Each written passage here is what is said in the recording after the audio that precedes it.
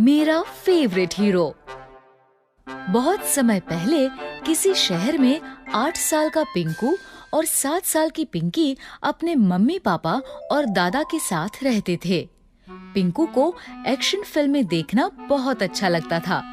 वो रोज स्कूल से आने के बाद टीवी पर अपने फेवरेट हीरो की फिल्में देखता था। वाओ! मैं भी अपने फेवरेट हीरो की तरह ताकतवर हूँ। जब उसकी मम्मी उसे खाने के लिए कहती तो कहता, मुझे भूख नहीं है। लेकिन अगर तुम खाना नहीं खाओगे तो कमजोर हो जाओगे। मम्मी, मैं अपने फेवरेट हीरो की तरह ताकतवर हूँ। खाना ना खाने से मुझे कुछ नहीं होगा। और जब मम्मी उसे पढ़ने के लिए कहती तो कहता, मम्मी, मुझे पढ़ने की जरूरत नहीं है। मुझे भी अपने फेवरेट हीरो की तरह सब कुछ आता है। लेकिन पढ़ना तो सबको पड़ता है। हाँ, लेकिन मुझे नहीं पढ़ना पड़ता। इससे उसके मम्मी पापा बहुत परेशान रहते थे। अब हम इसका क्या करें? ये तो हमारी बात ही नहीं मानता। मुझे तो कुछ समझ में नहीं आ रहा। एक दिन वो ऐसे ही परेशान बैठे थे।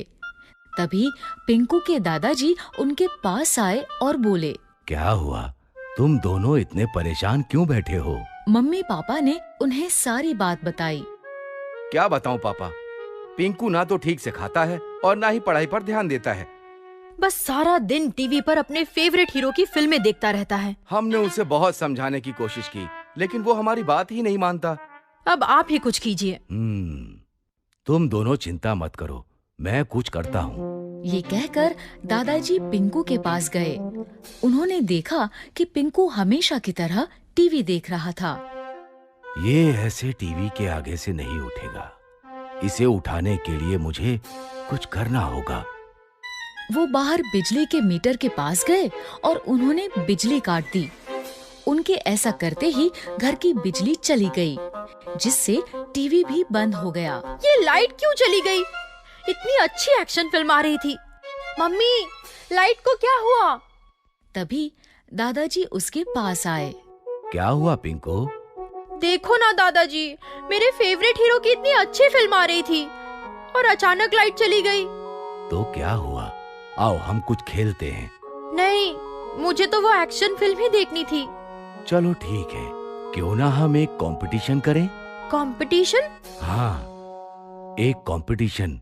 क्यों ना तुम्हारी फिल्मों जैसा ही कोई कंपटीशन करें, जिसमें एक्शन भी हो और अक्ल का इस्तेमाल भी हो। ऐसा कंपटीशन करने में तो बहुत मजा आएगा। तो आओ, तो फिर कंपटीशन शुरू करते हैं। ये कहकर दादाजी ने पिंकी को भी बुला लिया। पिंकी, तुम भी आओ। तुम्हारे बिना ये कंपटीशन कैसे होगा? दादाजी के बुलाने पर पिंकी भी आ गई और फिर दोनों में कंपटीशन शुरू हुआ। सबसे पहले ताकत का कंपटीशन करते हैं। आओ, अब तुम दोनों आर्म रेसलिंग करो। Arm wrestling? और पिंकी से? इसे तो मैं यूं हरा दूंगा। दादाजी, ये ठीक कह रहा है। ये मुझे आसानी से हरा सकता है। अरे, पहले कंपटीशन शुरू तो करो। पर मैं तो लड़की हूँ। लड़का लड़की से कुछ नहीं होता। चलो अब कंपटीशन शुरू करते हैं। दोनों बच्चों में आर्म रेसलिंग का मैच शुरू हो गया। दोनों ने बहुत ताकत लगाकर पंजा लड़ाया और फिर आखिरकार पिंकी ने पिंकू को हरा दिया। मैं जीत गई, मैं जीत गई।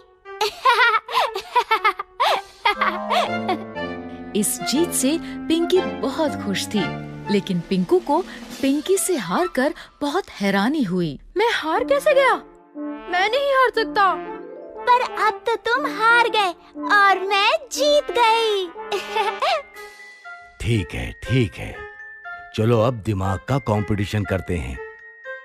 मैं 3 आसान से सवाल पूछूंगा। जो उनमें से कम 2 सवालों के जवाब सही देगा, वो जीत जाएगा। ठीक है दादाजी, ये कंपटीशन तो मैं ही जीतूंगा। पहला सवाल ये है कि ABCD में कितने अल्फाबेट्स होते हैं? सवाल सुनकर पिंकू सोच में पड़ गया। उसे इस सवाल का जवाब नहीं पता था। तभी पिंकी जोर से बोली, 26। सही जवाब। दूसरा सवाल ये है कि 5 वॉवेल्स कौन कौन से होते हैं? A, E, I, O, U। बिल्कुल सही जवाब। मैं मैं जीत गई, मैं जीत गई। पिंकी से हारकर पिंकू बहुत उदास हो गया।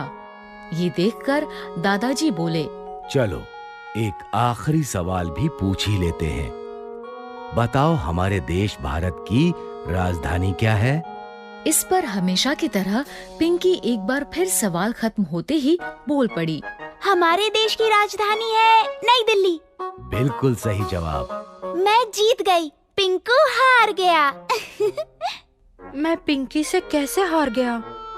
इस पर दादाजी ने पिंकू को समझाते हुए कहा, तुम पिंकी से इसलिए हार गए क्योंकि पिंकी तुम्हारी तरह सारा दिन बड़े बड़े हीरोज की एक्शन फिल्में नहीं देखती, बल्कि वो अच्छे से खाना खाती है, बाहर पार्क में जाकर दोस्तों के साथ खेलती है और स्कूल में मन लगाकर पढ़ाई भी करती है। मतलब ये कि सिर्फ हीरोज की फिल्में देखने से कोई हीरो नहीं बन जाता।